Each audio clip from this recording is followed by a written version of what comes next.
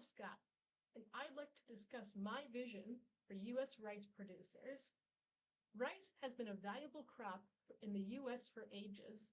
Around 60% of rice made in the States is shipped domestically in markets, and it's used in recipes from fried rice to stuffed peppers and more.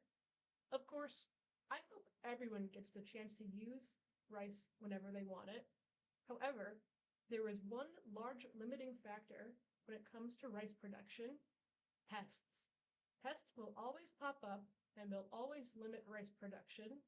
However, there are ways to mitigate pests' effects. And one way I'm intrigued by is biological control, pest control without insecticides. In my vision for the future of rice farming, we'll be able to increase rice yields with the use of biological pest control. There are many pests that can impact rice farm yields, but one has proven more difficult than the others: billbugs. Billbugs are a type of weevil that eat at the rice stems in the larval stage. This damage leads to whiteheads, or the lack of kernels on the plant when harvest time arrives, lowering yield. This is less of a problem in traditional levee systems because billbug larvae cannot survive in flooded areas. However, as rice row irrigation becomes more popular, more billbugs can survive in rice farms due to the lack of flooding. This leads to problems for the farmers, since billbugs' damage can be very hard to notice before it's too late. Since larvae don't cause many signs of physical damage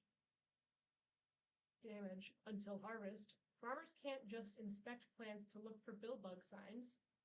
Farmers have to actively hunt for the larvae, meaning they have to get down on the ground to inspect the lower stems and roots of the rice plant and extract the larvae, something that is not feasible on a large scale. Not only that, but billbugs have grown resistant to chemical treatments, meaning that crops can no longer be sprayed to prevent the billbugs' harm. However, there are ways to prevent the spread of billbugs. For example, there's a type of parasitic nematode called Steinernema ssp. This nematode infects the billbugs and kills them, preventing them from eating the rice stems and preventing whiteheads.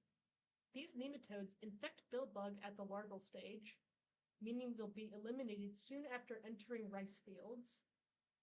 They need adequate moisture to survive in rice fields, but this shouldn't be a problem. Along with nematodes, there's also the fungi Buvarina bassiana. This fungus, like nematodes, infects and kills the billbugs. But unlike the nematodes, the fungus infects adult billbugs, meaning that spraying adult billbugs with the fungal spores preemptively can lower the number of billbug larvae for next year's harvest. Pests are a big limit on the amount of rice that can be produced, but there's ways to prevent damage without harming the environment.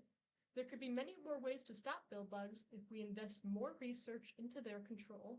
Rice has been a reliable source of food for centuries, and a cultural staple for some too.